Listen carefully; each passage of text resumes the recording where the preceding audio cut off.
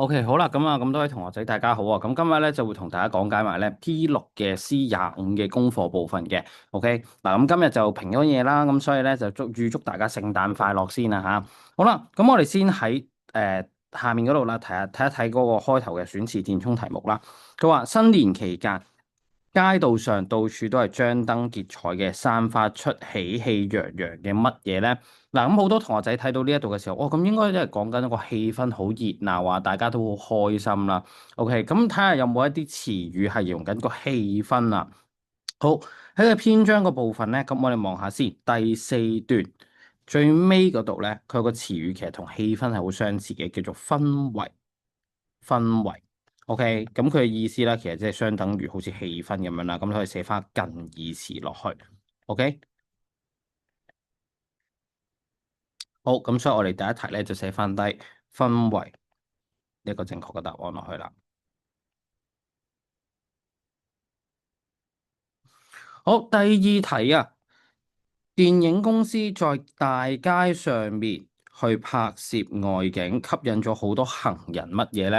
啊，咁你會見到嗰度可能有好多個明星啦，跟住你就會特登走過去睇下，停低個腳步先，停低腳步，有邊個詞語解停低腳步咁解咧？都係喺第四段，OK，喺頭先分為嗰個同一行嗰度啦，就叫駐足啊。住咧，其實本身就有停住嘅意思，即係停低落嚟。O.K. 足即係解我哋隻腳啊嘛，咁所以咧駐足嘅意思咧係解緊停下個腳步啊。O.K. 停下腳步咁解啦。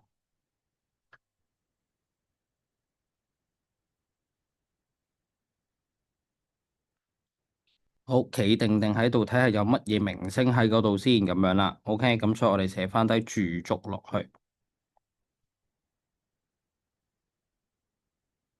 好，跟住落嚟咧，選擇題佢就問第二段當中，跟隨那從容而緩慢嘅腳步，意思係指緊啲乜嘢咧？好啦，咁我哋先去翻個第二段嘅部分睇一睇先。佢話啦，窄小嘅河道步入幽靜嘅古城深處，放慢腳步，靜下來自世俗的心，平靜地呼吸，品讀着一座古老嘅城。然之後就話跟隨着他那從容而緩慢嘅腳步。咦，就咁睇嘅時候，其實好奇怪嘅喎，阿 Sir。咁城係唔識得行路噶嘛？咁點解佢用咗個擬人法，話跟住個小城，然之後跟住佢嗰個從容而緩慢嘅腳步咧？其實呢一度嚟講咧，係同佢上面嘅陳述係有關係嘅。大家想象一下啦，哦，作者去旅行，然之後咧去到一個古城，好幽靜嘅。OK，咁呢個時候其實佢唔會諗佢究竟佢工作上面啊、學習上面一啲好繁瑣嘅事情噶嘛。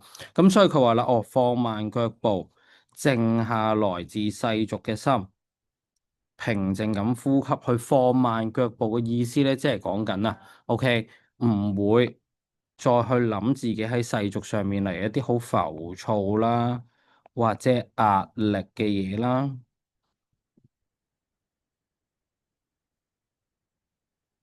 咁我去旅行就係為咗完全咁放鬆自己啦，跟住呢個地方，OK，按住佢嗰種緩慢嘅生活節奏而去，欣賞嗰度嘅風景啦。咁所以第一個呢度嘅人行路好緩慢，肯定唔啱啦。方便拍照都係冇提及過嘅，街道上面嘅人們亦都冇出現到啦。咁所以其實指緊嘅就係頭先我哋所講啦，放下浮躁嘅心，OK，嗰啲咩工作壓力啊、學業壓力啊，咁我哋就完全唔要啦。OK，細心體會這份嘅安靜，呢份嘅安靜其實就嚟自於呢個地方啦，俾人哋嘅感覺啦。好，第三段嘅粗體文字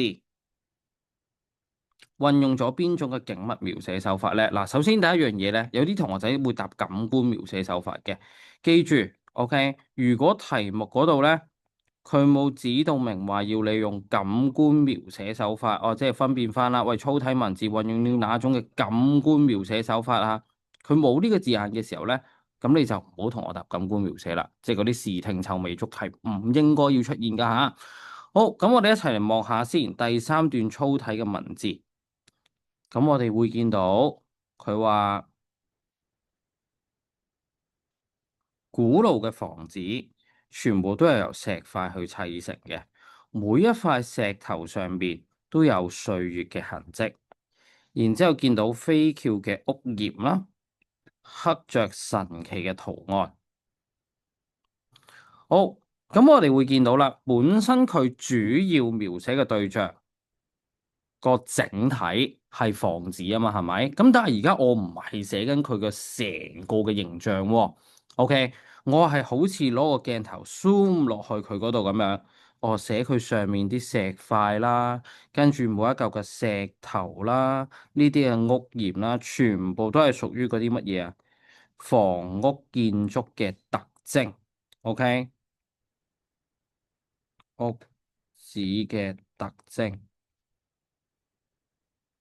咁所以我哋之前學過咧，有一個嘅景物描寫手法係專門係刻畫一啲景物嘅特徵嘅，嗰個叫做乜嘢描寫啊？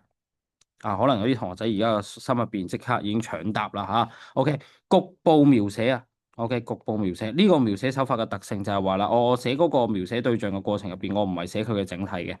OK，唔係寫緊整體俾人哋感覺係點樣，而係寫佢當中嘅一啲嘅唔同嘅特徵。OK，好似攞個鏡頭 zoom 近佢每一個唔同嘅細節咁樣嘅。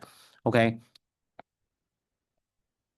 咁所以咧，俾個小筆記自己啦，就寫翻低。哦，原來當我哋咧見到佢係寫嘅一啲景物細節嘅時候咧，咁我哋就叫做局部描寫啦。OK，好，咁啊第七版嘅部分就完成咗啦。咁我哋就睇埋落去後面先啊。好，有條修辭手法題啊，咁啊要我哋喺篇文入邊揾個排比句，然之後畫上一條嘅橫線。好，喺我哋嘅第五段，我哋望下先。其實好容易嘅啫，呢一題，因為我哋基本上捉翻佢個句式就得噶啦吓。呢度中間我哋咧去睇到第五段，佢話一切都很安靜，一切都很古樸，一切都滲透着平靜祥和的美。咁我哋會見到啦，咦，三句話以上句式相似啊嘛，係咪？OK，今次句式相似出現咗三次，咁呢個咪就係排比句咯。咁我哋通常間咧就要完整句子間嘅，咁由邊一度開始啊？OK，由呢一個麗江呢個位置開始啦。OK，咁啊間一路就間到去個句子嘅結尾啦。咁但係其實我哋集中都係睇到呢一度啦，OK，知道佢係用咗個排比句嘅，OK，咁但係如果你唔完整句之間的話咧，有機會老師會俾足分你㗎吓，咁所以我哋由呢一度開始，得唔得？好，跟住啦，根據文章嘅內容，以下哪一項嘅描述係錯誤嘅？好，喺個篇章上面嚟講咧，我哋望下先。B 嘅陳述，佢就話麗江有着江南水鄉嘅高雅幽靜。嗱，如果你睇到呢一句嘅時候咧，你應該可以細心咁樣回憶一下，咦，嗰篇文章上邊提及江南同埋麗江呢兩個地方嘅時候，佢係點樣講嘅咧？好，睇一睇先啦吓。咁我哋要篇章上面咧，其實望到佢喺第五段入邊，佢話喂，眼前的麗江係不同於江南啊嘛，江南係高雅幽靜嘅。麗江就唔同啦，OK，佢一直安靜地走過來，沒有太多傳奇嘅色彩，見唔見到？OK，咁所以呢度嚟講啦，好明顯，咦，有着江南水鄉嘅高雅幽靜，咁咪好矛盾咯。佢話完全唔同啊嘛，佢係不同啊嘛，兩者得唔得？OK，咁所以呢度我哋寫翻低係不同，OK，好，跟住落嚟咧。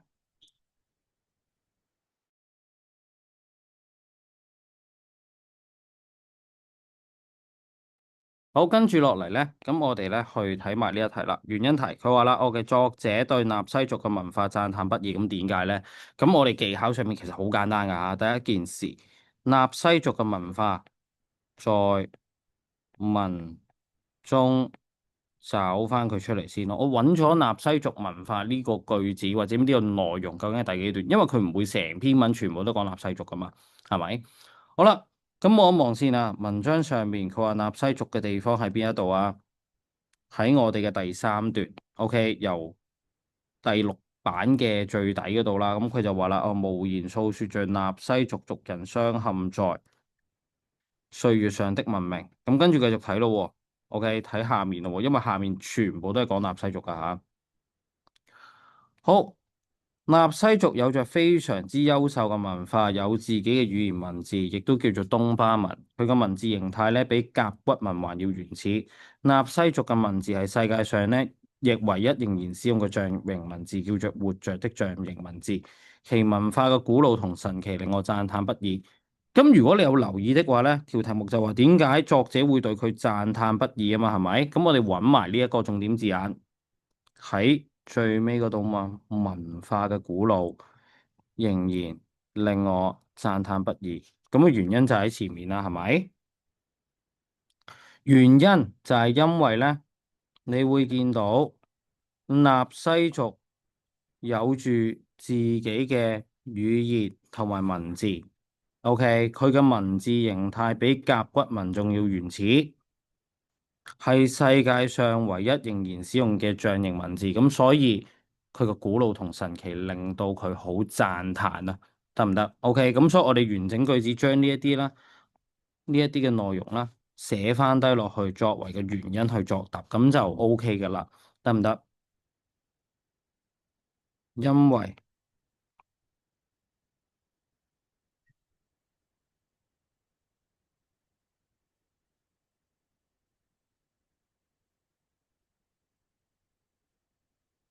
納西族有自己的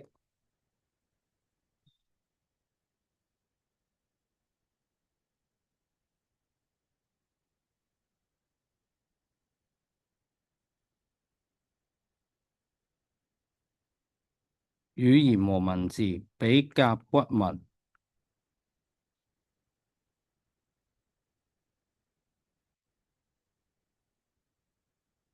還要原始，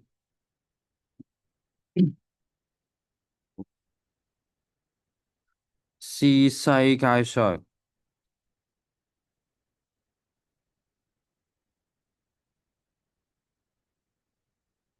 唯一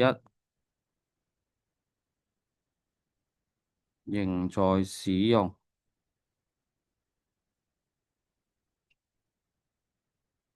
的象形文字啦。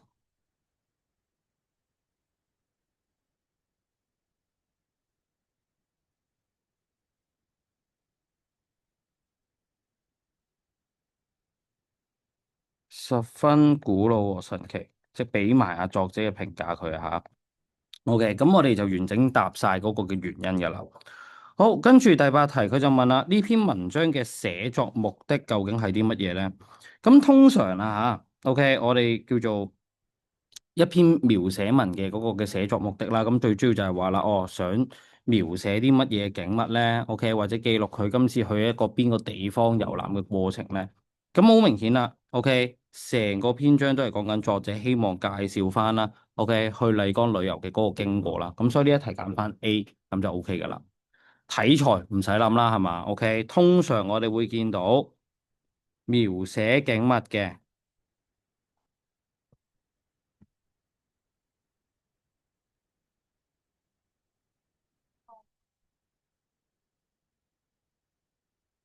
咁我哋就會叫佢做描寫文啊。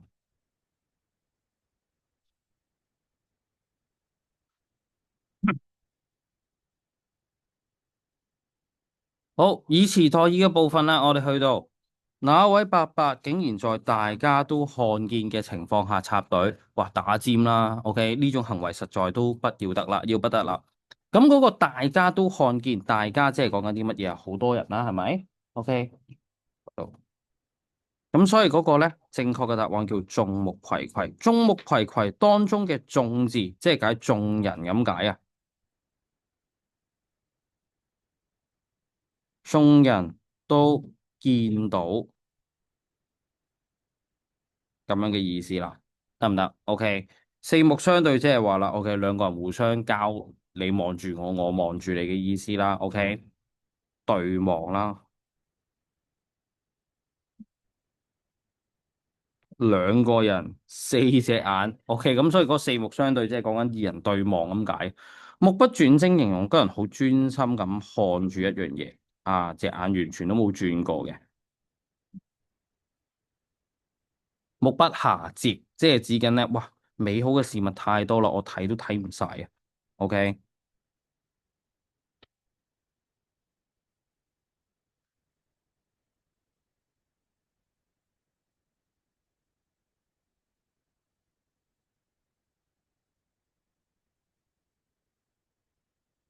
我跟住遇到失敗。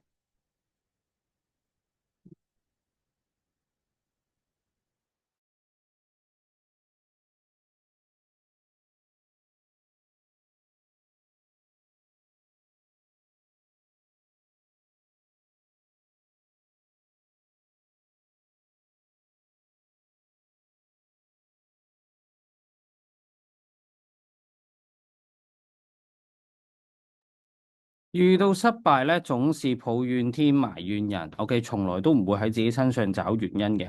咁嗰個四字詞語咧，我哋叫做怨天尤人。OK，怨天尤人啊，即係永遠都唔關自己事嘅。OK，永遠都會覺得，唉，最衰都係人哋啦，最衰都係個天啦咁樣。OK，唔會喺從自己身上面去揾問題啊，揾原因啦。咁呢個我哋就叫怨天尤人啦，得唔得？好。怨氣沖天咧，即係解緊有好大嘅怨氣啦。哇！啲怨氣直情多到咧，OK，衝到上天上邊。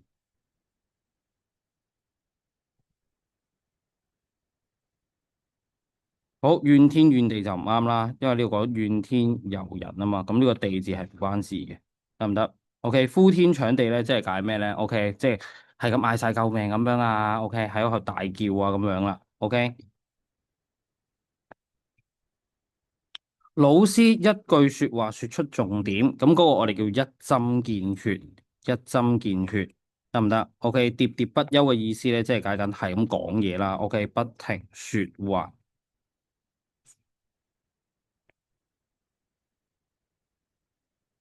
無懈可擊，形容緊一樣嘢好完美。一視同仁嘅意思，即係解緊咧，好平等咁樣去看待每一個人。OK，好，咁我哋咧繼續睇埋落去最後一版啦。OK，修辭辨識嘅部分。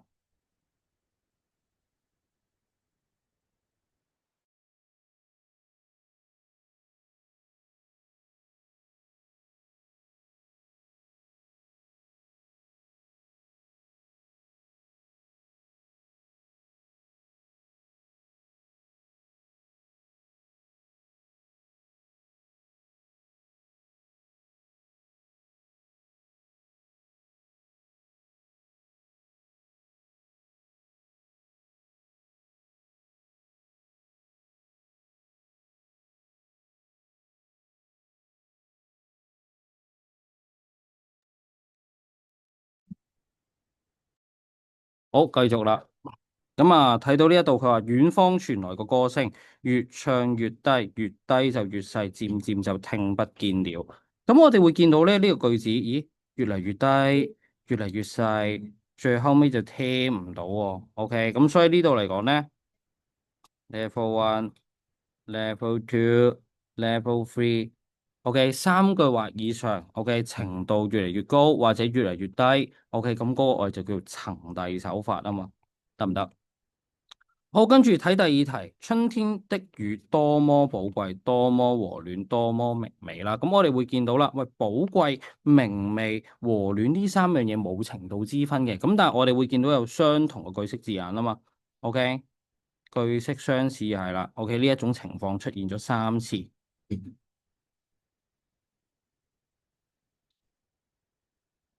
咁所以個呢個咧，我哋就叫做排比法啦。OK。勇氣使我們產生力量、產生信心、產生動力。咁又係啦，見到產生、產生、產生，OK。咁然後我就要思考嘅就係力量、信心同動力呢三個都係冇程度之分嘅。OK，咁所以同樣啦，OK 都係句式相似啦。咁所以兩題連續兩題都係用緊排比啊吓。OK。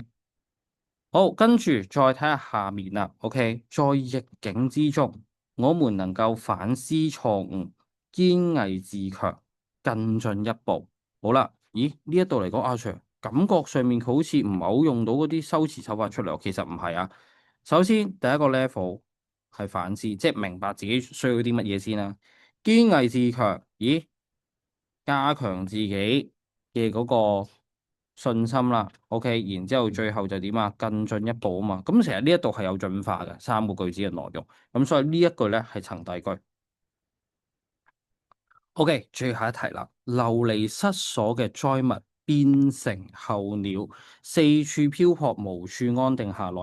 咁我哋集中睇嘅就係話啦，誒個句子上面將個災民比喻成為候鳥啦。咁所以災民其實係個本體嚟嘅。候鳥其實係個魚體，見唔見到？OK，咁所以呢一度嚟講啦，我哋就會見到咧，佢係做咗個比喻法啊嘛。喂，咁但係比喻法都有三兄弟㗎，咁點搞啊，阿 Sir？OK，咁我哋之前學過㗎嘛，看喻詞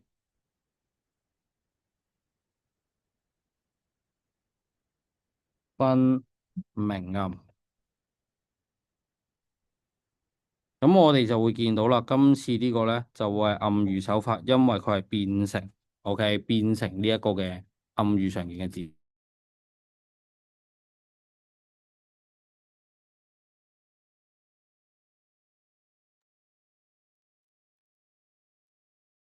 好，咁所以呢個我哋揀翻暗喻手法。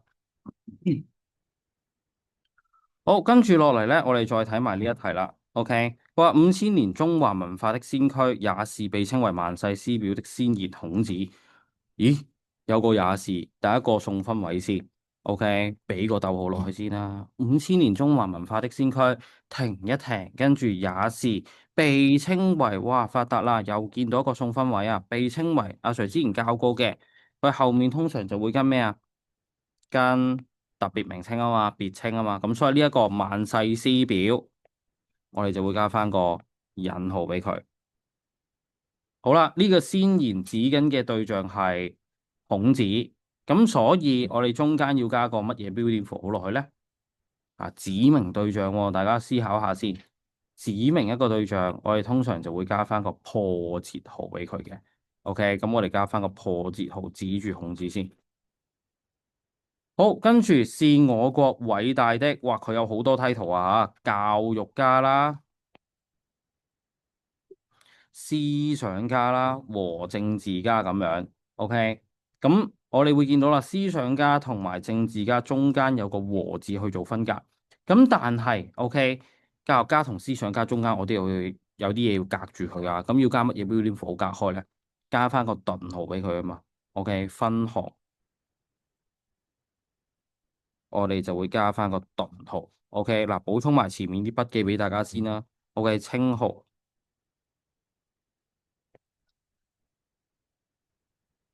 我哋會加引號，跟住指明對象，指明一個對象，我哋會加破折號，得唔得？好，然後再睇下面啦，《論語》當中記載了他許多個事蹟。咦，有一樣嘢可以記載事情嘅，呢個係一個提示字眼，提咗我哋《論語》係一本書啊嘛，即係書先至可以記載一啲嘅故事啊事蹟。OK，好，然之後句號完咗佢啦。OK，至今為止，他的思想仍影響着我們的生活。逗號，例如見到佢嘅時候，我哋就識得加翻個冒號啦。跟住又係啦，開始數嘢啦。學習態度、為人處世、治國之道，咦，同前面嘅情況一樣啦。當我哋分項嘅時候，數嘢分項咪加翻頓號俾佢咯。頓號，頓號，OK，咁啊，直至去到治國之道後面，佢數完未啊？冇喎，喂，前面冇喎，後面又冇等。咁我哋當我哋未數完嘅情況底下，就要加咩啊？加翻個省略號俾佢啊嘛。OK，真是說不盡道不完呢。OK，咁所以呢度啦，我哋會見到佢未數完，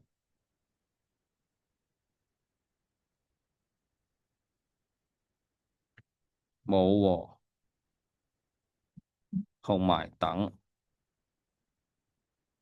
咁我哋就可以加翻個省略號俾佢啦，得唔得？好，最後咧就係個詞語造句。詞語造句，首先第一樣嘢，大家要搞清楚個詞語意思先啦。荒廢咧，你唔好喺度講緊係一個誒人嘅性格。有好多同學仔咧寫咗咩咧？我今個禮拜收到個功課就話，小明佢咧十分之荒廢，咁跟住就誒唔俾心機讀書。其實佢有兩種用法嘅。OK，佢可以作動詞用，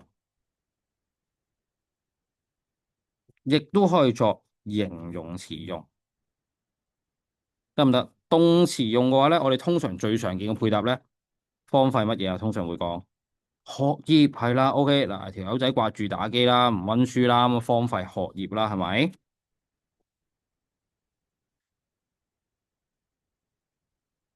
咁第二個形容詞用咧，我哋形容緊一啲地方嘅。OK，地方咧被廢棄，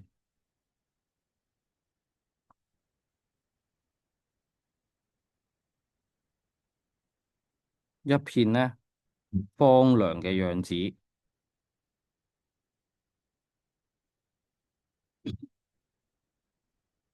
OK，咁你一係就話我呢個地方被荒廢咗好耐啦。OK，所以咧入邊乜嘢都冇，寸草不生咁樣。OK，一係咧你就可以形容下啦。小明佢最近咧就沉迷上咗打機，荒廢了學業。咁咪搞掂咯。OK，咁所以你一定要第一件事搞清楚個詞語用法先。咁你搞唔掂嘅時候，咁點啊？而家咁方便，你查字典咁其實好方便嘅咋吓。OK，好，小明最近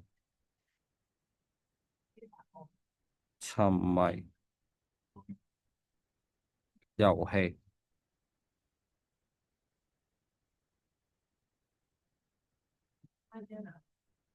荒廢了學業。好，唔夠15個字點算？唔夠15個字啦，而家補多句落去咯，係咪？OK，有呢一種情況，邊個最擔心？媽咪咯，係嘛？OK，媽咪好擔心啊！死啦，小明佢淨係掛住打機唔做嘢咁啊，係嘛？OK，令媽媽十分擔心啦。咁點都會過15個字嘅，咁所以其實你唔好局限咗喺作句一定要作2句嘅咁樣，唔係。咁我可以駁多一句令佢符合翻個題目要求啊嘛。OK，不得少於15字，係嘛？OK。媽媽啦、擔心啦，呢啲字你又唔係唔識寫，係咪先？OK，好，跟住屢勸不改同埋疏遠，屢勸不改就好容易理解嘅啫，即係話啦，勸咗好多次啦，佢都唔去改善。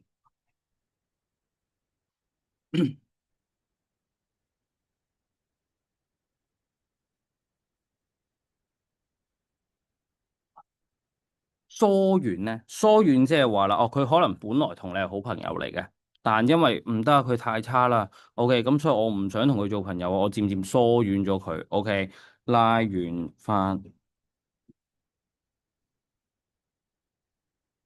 和人嘅關係。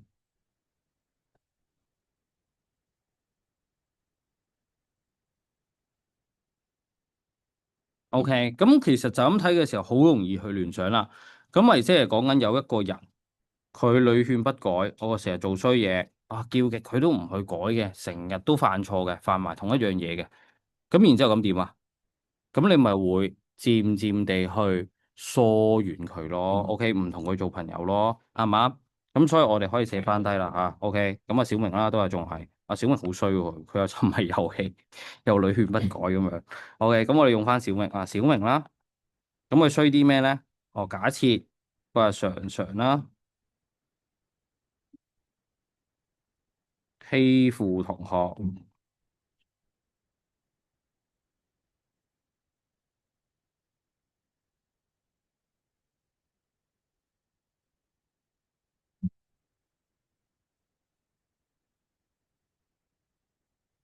多次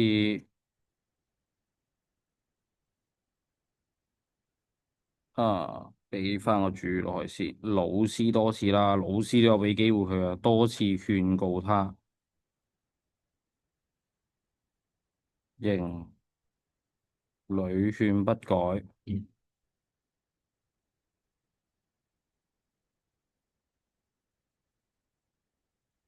結果啦，他漸漸被其他同學